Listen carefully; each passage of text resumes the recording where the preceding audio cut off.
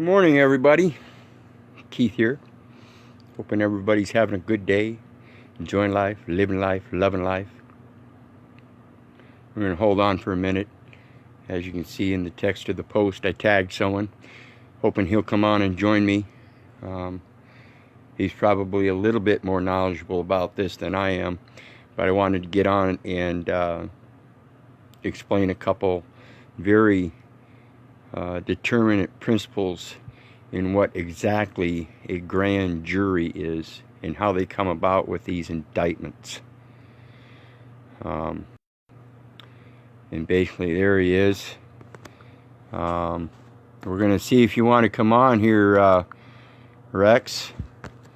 I'd very much appreciate your input here. Like I was just saying, you likely know more about this than I do. So we're going to send you an invite here.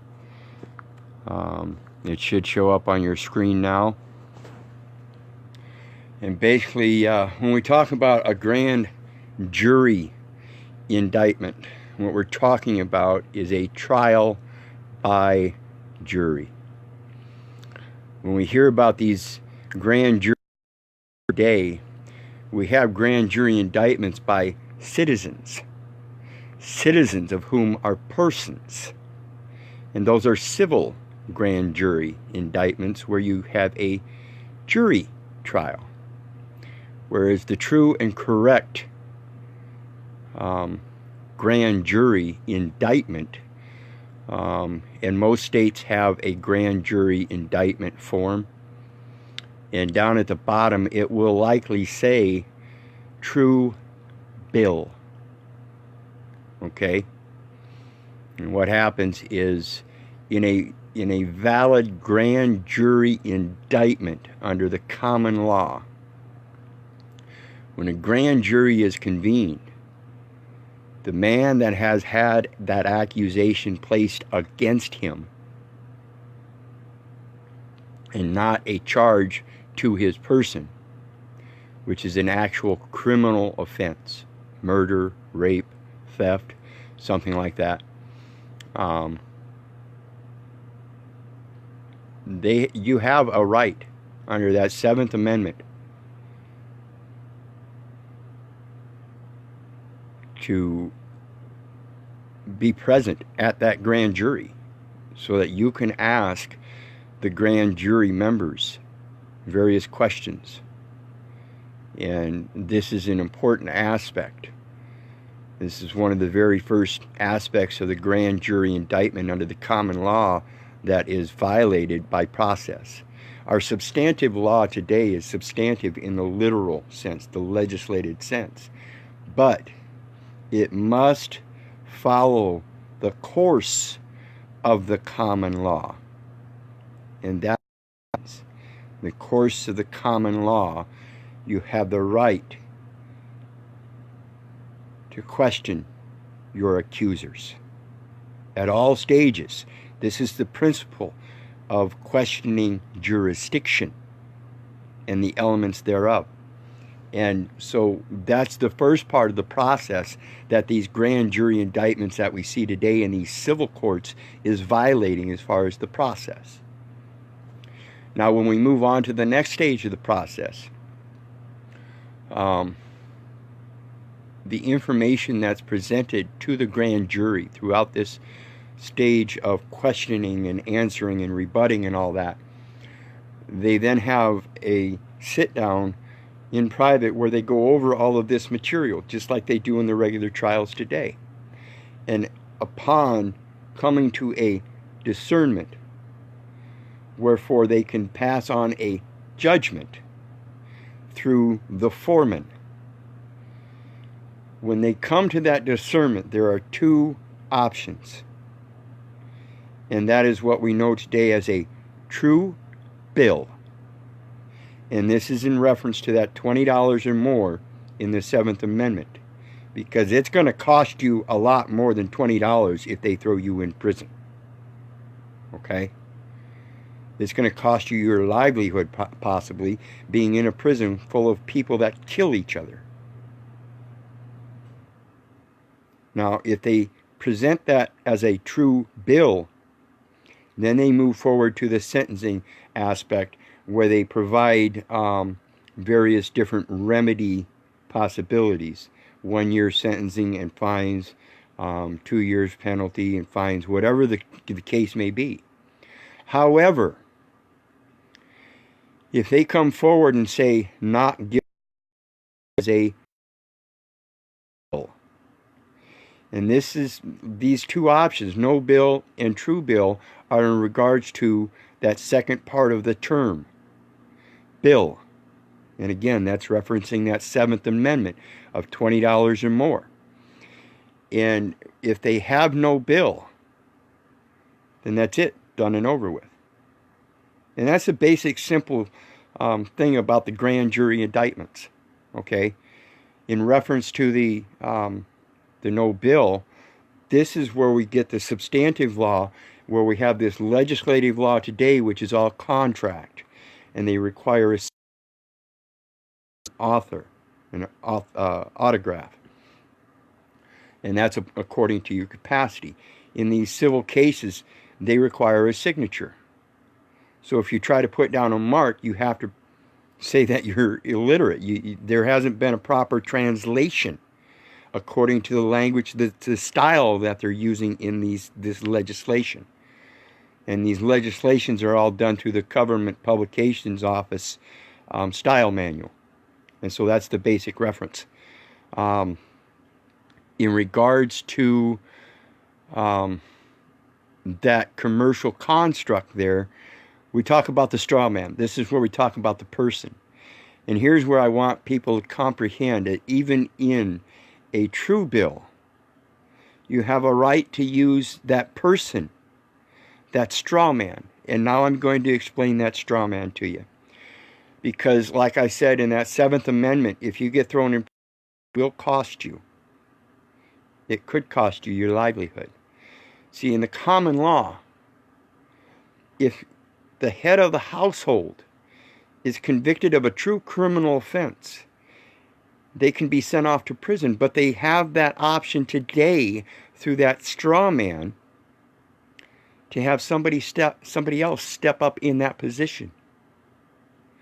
And the straw man comes, and the Latin term is straminius homo, and it comes from the concept of somebody else being able to step up into that position, because if it's so detrimental to the head of the household that it would cause the fall of that household, they can't do that. That's against the common law. You cannot destroy another man's family in retribution. This is the principle: forgive my transgressions as I forgive the transgressions of those who have transgressed against me. And this is the spiritual aspect. And if the spiritual aspect depends on the father, the head of the household, for that household to continue, then it goes against that spiritual aspect to remove that man from that household for fear of his the downfall of his entire household. A nation is constructed on a man, and that man builds the family. The man is the multitude, the woman is the nation. And by removing the multitude, you can destroy the nation. The woman oftentimes cannot stand alone. So what happens is we have the ability through the straminius homo of once again entering into a contract with another man to go in place of myself as head of the house. And this is, they accept the room and board plus extra upon exiting and serving that sentence, wherein the man of the house has been able to continue on. And therefore, when that straw man exits that prison, he is the one that's to go to pick him up and hand over his compensation. He is the one by that contract who is supposed to have paid him for stepping into his place so that he could maintain his nation. And going forth, and during that time of imprisonment where he wouldn't be able to bear more children, he has now been able to provide a multitude. And this comes down to the aspect where is the younger couple that isn't quite so knowledgeable in the ways of the world, and that man gets in trouble before he bears his young, and before that woman is able to provide a nation. So he has somebody step up in his place. And so we go back to the Straminius Homo, and wherein the people that didn't have the single men and the destitute men that didn't have jobs and employment, or had ability to do good works for compensation, they would advertise themselves for this position by placing straw in their shoes. And therefore we have Straminius Homo, the straw man. Please comprehend this stuff, people. This is the process that's being evaded, that is being obtrusively disseminated through legislation, the twisted words.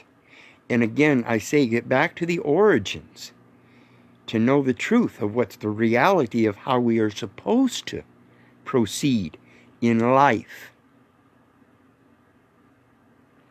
And I wish Rex would come on to help explain this, but I'm sure he'll provide many comments as well as sharing this video in his group. Please feel free to do so. I think this is very valid information to help people get back to a comprehensive realization of the problem with the system that we have today. You know, all these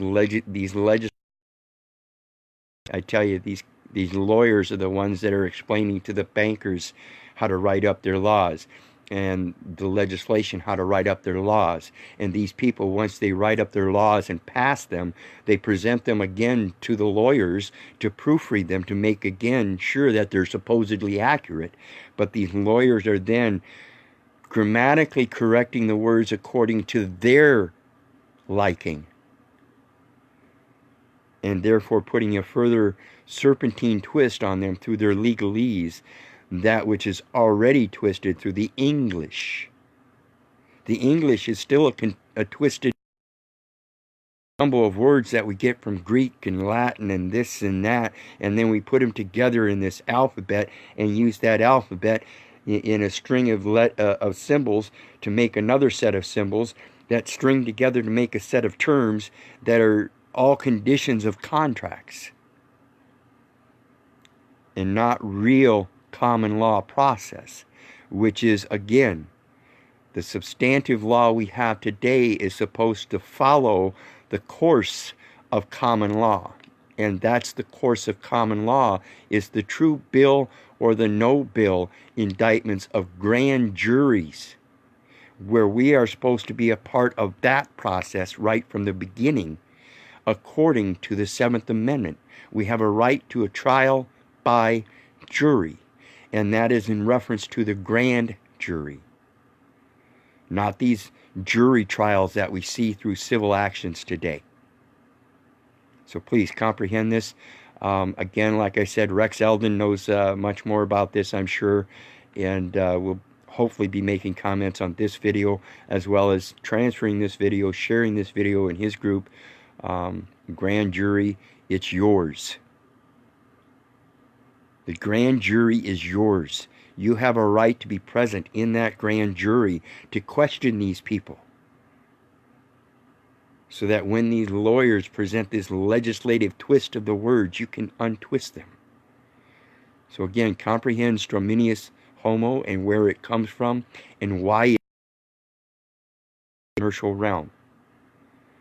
You have the inherent right to stand up in union with a woman as a multitude of man, to provide her with a seed